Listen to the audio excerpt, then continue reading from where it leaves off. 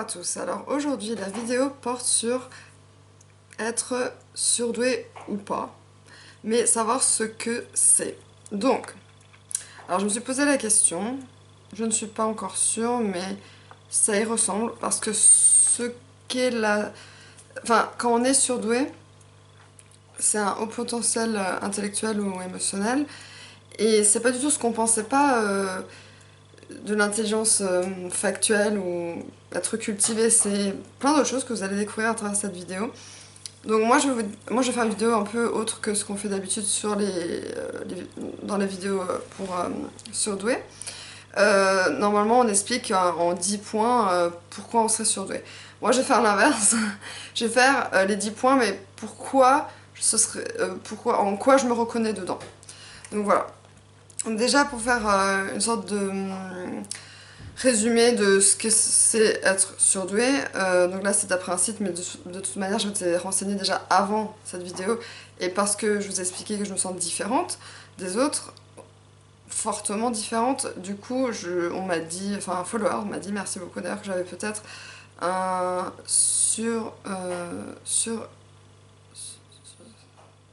sur-efficient.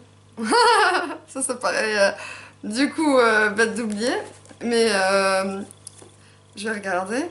Donc merci à cette personne qui m'a fait un peu ouvrir les yeux, même si je me suis posé la question, mais je sais pas encore. Et là où je veux en venir aussi, c'est de faire un test de QI, parce que je vais vous expliquer pourquoi en fait c'est important, même si on se reconnaît dans les 10 points, de faire un test de QI, parce que c'est le chiffre de QI en fait, que vous avez, le quotient intellectuel que vous avez, qui va définir si vous êtes justement, alors on dit pas très surdoué, oui, voilà, soit haut potentiel, soit très très haut potentiel. Donc j'en ferai un, je pense, pour voir, je sais pas. Donc la personne m'a dit que c'était peut-être, que j'avais, lié à la vidéo que j'ai fait l'autre soir, que j'avais peut-être un surefficient mental. Et quand j'ai googlé surefficient mental, ils m'ont dit qu'en fait, zèbre, surdoué et surefficient mental, c'est tout la même chose. Donc, pour en revenir au QI, etc., une personne au potentiel, ou HPI égale au potentiel intellectuel, et moi je sais aussi que HPE c'est au potentiel émotionnel. Moi je reconnaissais dans haut potentiel émotionnel parce que je suis plus qu'émotive.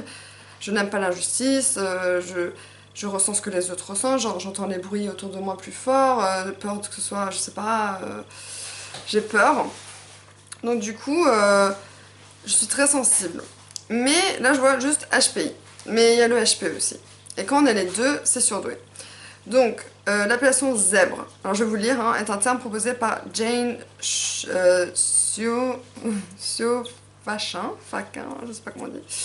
Donc je vous appelle SIAUD-FACCHIN pour désigner les personnes surdouées, afin de ne pas utiliser d'autres termes trop lourdement connotés comme la bipolarité ou la psychiatrie. Moi je dis HP, pour la bipolarité je dis dépression, enfin quand je parle avec des gens parce que hein, on sait tous hein, comment on nous stigmatise. Donc moi je pense que je suis peut-être bipolaire et surdouée, mais à voir.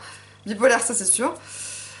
Trop lourdement connoté et souvent mal ou pas compris, donc c'est des termes, c'est surdoué, justement on s'est mal compris, on pense que, par exemple moi je suis nulle en maths, je l'avoue je suis nulle en maths, mais ça veut pas dire que je suis bête, donc après je dis pas que je suis très intelligente non plus, mais je sais qu'il y a certains sujets qui m'intéressent énormément, donc je fais cette tête parce que encore une fois j'ai plus de batterie et ça m'énerve, et j'ai plus de... faut vraiment que j'investisse dans une nouvelle caméra, je sais que je le dis, mais il faut que je le fasse, et voilà. Donc, elle explique ce choix par le fait que le zèbre se fond dans le paysage, mais reste fondamentalement différent d'un cheval et d'autres animaux de la savane. Donc voilà, je me sens différente. En quoi je me sens différente? Donc il y a plusieurs points. Eux, ils mettent 9 points, mais j'en ai vu d'autres où c'était 10 points. La curiosité et la soif d'apprendre. Oui, je dis juste oui. Voilà. Perfectionnisme.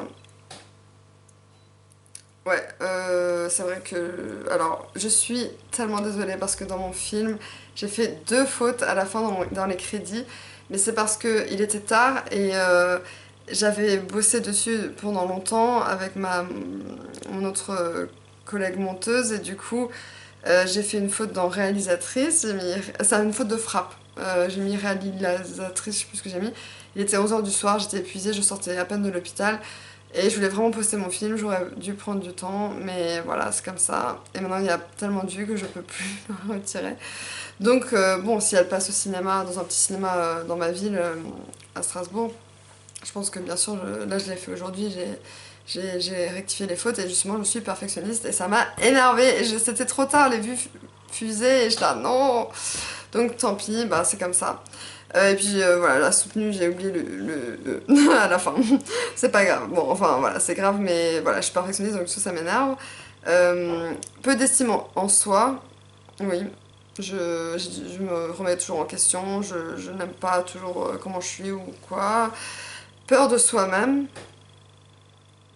Non, là ça va. Maintenant que la bipolarité s'est un peu calmée, ça va. J'ai pas peur de moi-même. J'ai honte de moi-même souvent. Mais en tout cas, ça revient un peu au même, je pense que c'est ce qu'ils ont voulu dire.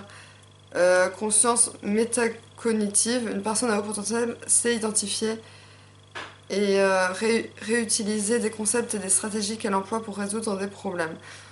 Elle est par exemple capable de prendre du recul par rapport à ses pratiques de façon à la décortiquer et à l'expliquer. Oui, c'est vrai que je réfléchis souvent à comment résoudre un problème et think outside the box. Hypersensibilisée, alors là, il n'y a rien à dire, je n'aime pas l'injustice, je suis complètement sensible, mais plus que sensible. Tout m'émeut, je vois à travers les gens, quand quelqu'un pleure, je pleure, enfin voilà. Tempérament solitaire, non. Mais oui, mais je me sens seule et je me sens souvent. J'ai souvent été mise de côté depuis l'enfance. Toujours à part. Toujours mise de côté. Quand capacité à se remettre en question, oui, je me réinvente tout le temps. Toujours un style différent, toujours une idée différente, toujours un. Voilà. Toujours. Ouais, face aux critiques, face à un problème, une critique, une difficulté. Ouais, j'arrive toujours à me dire, bah, c'est un mal pour un bien, avancer, etc. Ouais. Grande capacité de concentration, d'attention et mémoire très développée. Alors, il y a quelqu'un qui disait que c'était l'inverse, on a du mal à se concentrer parce qu'on réfléchit trop et qu'on a trop de pensées. Il y a aussi disait que on avait du mal à manger parfois certaines choses parce que on n'aimait pas la texture ou quoi. C'est vrai, c'est plus psychologique, donc je suis devenue flexitarienne. Je mange pas. Bon, c'est ça, c'est aussi parce que j'adore la nature et les animaux, je respecte. Voilà, donc là je rentre dans toutes les cases, mais il faut que je fasse un test de QI pour savoir à quel chiffre je suis, enfin quel quotient je suis.